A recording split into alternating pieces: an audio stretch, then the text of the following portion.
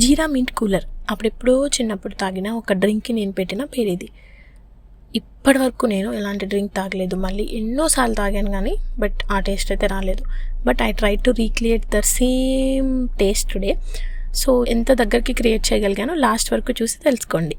First దీనికి మనకు కావాల్సింది ఒక 500 grams ఆఫ్ కర్డ్ తీసుకొని దాన్ని మంచిగా చిలికి దాంట్లో కొంచెం జీరా పౌడర్ అండ్ కొంచెం వామ్ తీసుకొని వామ్ని నలిపి వేసుకున్నాను. అలాగే కొంచెం సాల్ట్ వేసుకున్నాను. అట్ ద సేమ్ టైం దీంట్లో కొంచెం నిమ్మకాయ కూడా పిండుకున్నాను. ఒక హాఫ్ నిమ్మకాయ పిండాను.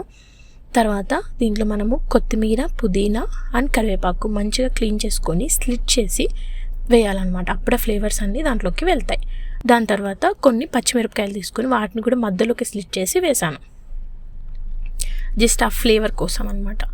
సో ఇప్పుడు దీని తర్వాత దీంట్లో మనం కావాల్సిన వాటర్ పోసుకొని మంచిగా దాన్ని కలుపుకోవాలి.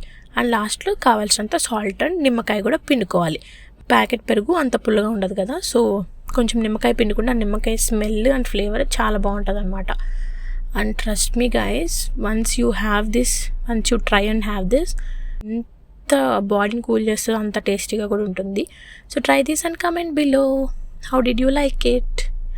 అండ్ యాక్చువల్లీ నేను ఇంకా చిన్నప్పుడు తిన్న రెసిపీస్ అండ్ రెస్టారెంట్లో తిన్న రెసిపీస్ చాలా ట్రై చేస్తున్నాను.